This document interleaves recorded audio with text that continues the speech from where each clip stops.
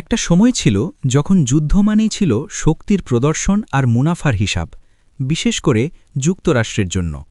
যুদ্ধ মানে ছিল অস্ত্র বিক্রি, নতুন প্রভাব বলয় তৈরি আর শেষে বিজয়ের ঘোষণা।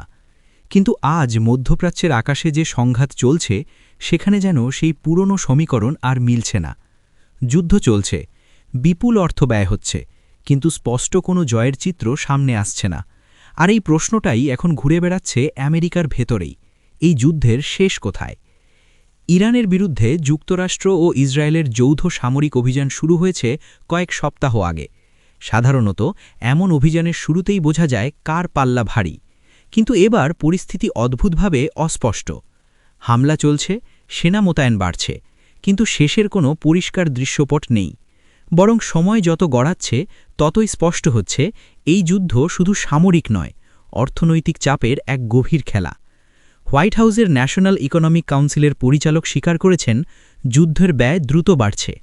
প্রথম সপ্তাহেই অস্ত্র ব্যবহারে খরচ হয়েছে $5 বিলিয়ন বেশি। এরপর প্রতিদিন গড়ে প্রায় $500 মিলিয়ন করে খরচ হচ্ছে। মাত্র 23 দিনে এই ব্যয় দাঁড়িয়েছে প্রায় $22 বিলিয়ন। আর যদি ক্ষতিগ্রস্ত যুদ্ধবিমান, রাডার ও অন্যান্য সামরিক সরঞ্জাম প্রতিস্থাপনের খরচ ধরা হয়, তাহলে মোট ব্যয় সহজেই 30 বিলিয়ন ছাড়িয়ে যেতে পারে। এত বিপুল অর্থ খরচের পর প্রশ্নটা একটাই, আমেরিকা এর বিনিময়ে কী অর্জন করছে? ডোনাল্ড ট্রাম্প দাবি করছেন যুদ্ধ প্রায় শেষের পথে। তিনি বলছেন যুক্তরাষ্ট্র তার লক্ষ্য অর্জনের খুব কাছাকাছি, কিন্তু বাস্তবতা যেন অন্য গল্প বলছে। একই সময়ে নতুন করে মার্কিন মেরিন ইউনিট মধ্যপ্রাচ্যের দিকে যাচ্ছে। জাপান ও ক্যালিফোর্নিয়া থেকে অতিরিক্ত সেনা পাঠানো হচ্ছে। যদি যুদ্ধ শেষের দিকে হয়, তাহলে নতুন বাহিনী কেন মোতায়েন করা হচ্ছে? এই দ্বৈত চিত্রই এখন সবচেয়ে বড় রহস্য। একদিকে বলা হচ্ছে ইরানের সামরিক শক্তি ভেঙে পড়েছে, অন্যদিকে ইরানের ড্রোন ও ক্ষেপণাস্ত্র এখনও মার্কিন ও মিত্র ঘাঁটিতে আঘাত হানছে। এমনকি দূরবর্তী ঘাঁটিগুলো নিরাপদ থাকছে না। যুদ্ধ যেন শেষ হবার বদলে আরও জটিল হয়ে উঠছে। এই সংঘাতের কেন্দ্রবিন্দু হয়ে উঠেছে হরমুজ প্রণালী, বিশ্বের তেল সরবরাহের একটি গুরুত্বপূর্ণ পথ। বিশ্বের প্রায় 1/4 তেল এই সংকীর্ণ জলপথ দিয়ে পরিবাহিত হয়। শুরুতে বলা হয়েছিল এটি নিয়ন্ত্রণে নেওয়া খুব সহজ হবে, কিন্তু বাস্তবে দেখা যাচ্ছে পরিস্থিতি পুরোপুরি উল্টো। এখন এমন অবস্থায় পৌঁছেছে যে কেবল ইরানের অনুমোদন পাওয়া জাহাজই নিরাপদে এই পথ দিয়ে চলাচল করতে পারছে।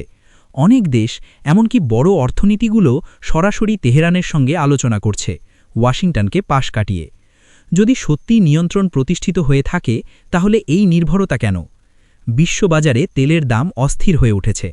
মার্কিন পেট্রোল পাম্পেও তার প্রভাব পড়ছে। অর্থাৎ যুদ্ধটা শুধু সীমান্তে সীমাবদ্ধ নেই, এটা এখন সাধারণ মানুষের পকেটেও আঘাত হানছে। এদিকে মানবিক ক্ষতির দিকটাও উপেক্ষা করা যাচ্ছে না। ইরানে নিহতের সংখ্যা হাজার ছাড়িয়েছে। মার্কিন সেনাও প্রাণ হারিয়েছে, অনেকেই আহত। সংঘাত ছড়িয়ে পড়ছে আশেপাশের অঞ্চলে, যা এই যুদ্ধকে ধীরে ধীরে একটি আঞ্চলিক সংকটে পরিণত করছে। এই পরিস্থিতিতে ট্রাম্প প্রশাসন যেন এক অদ্ভুত দ্বিধায় আটকে গেছে। যদি যুদ্ধ থামানো হয়, তাহলে প্রশ্ন উঠবে, এত অর্থ খরচ করে কি অর্জন হলো? আর যদি যুদ্ধ চালিয়ে যাওয়া হয়, তাহলে ব্যয়ের বোঝা আরও বাড়বে, রিস্কও বাড়বে বহুগুণ। কারণ ইরান এমন এক অবস্থানে আছে যেখানে তাদের হারানোর তেমন কিছু নেই। তারা দীর্ঘ লড়াই চালিয়ে যেতে প্রস্তুত। রাজনৈতিক দিক থেকেও পরিস্থিতি জটিল হয়ে উঠছে। পেন্টাগন অতিরিক্ত 50 থেকে $200 বিলিয়ন তহবিল চাওয়ার প্রস্তুতি নিচ্ছে। এর মানে প্রশাসন নিজেও বুঝতে পারছে এই যুদ্ধ দ্রুত শেষ হচ্ছে না।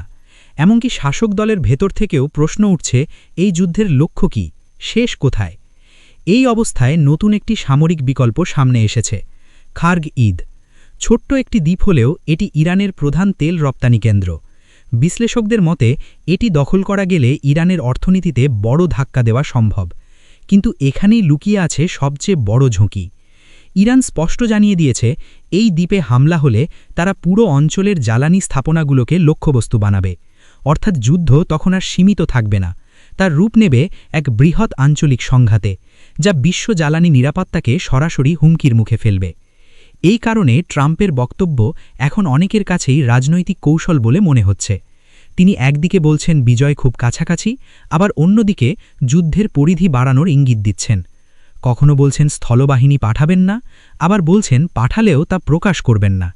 এই অস্পষ্ট অবস্থানই প্রমাণ করে বাস্তবে সিদ্ধান্ত নেওয়া কতটা কঠিন হয়ে উঠেছে। শুরুতে তিনি ইরানের নিঃশর্ত আত্মসমর্পণ এবং শাসন পরিবর্তনের কথা বলেছিলেন, কিন্তু এখন সেই ভাষা অনেকটাই নরম হয়েছে। বরং মনে হচ্ছে কোনোভাবে তেল রপ্তানি চালু রেখে একটি সমঝোতার পথ খুঁজছে ওয়াশিংটন। কিন্তু সেটি করলে রাজনৈতিকভাবে বিজয়ের গল্প তৈরি করা কঠিন হবে, কারণ তখন আমেরিকার জনগণ প্রশ্ন করবে, $1 বিলিয়ন খরচ করে শেষ পর্যন্ত কি বদলালো? যুদ্ধের কুয়াশা শুধু যুদ্ধক্ষেত্রকেই ঢেকে রাখে না, সত্যকেও অস্পষ্ট করে দেয়। এখন ঠিক সেই অবস্থাতেই দাঁড়িয়ে আছে আমেরিকা। বাস্তবতা বলছে যুদ্ধ দীর্ঘ হচ্ছে, ব্যয় বাড়ছে, রিস্ক বাড়ছে, কিন্তু রাজনৈতিক ভাষণ বলছে জয় খুব কাছাই। এই দুই বাস্তবতার মাঝখানে দাঁড়িয়ে আছে পুরো পরিস্থিতি। ইরান যুদ্ধ এখন এমন এক মোড়ে পৌঁছেছে যেখানে প্রতিটি সিদ্ধান্তই বিপজ্জনক। একটু এগোলেই বিপদ, আবার থামলেও প্রশ্ন। অর্থনীতি চাপের মুখে, মিত্ররা ধীরে ধীরে দূরে সরে যাচ্ছে, আর বিশ্ববাজার ক্রমশ অস্থির হয়ে উঠছে।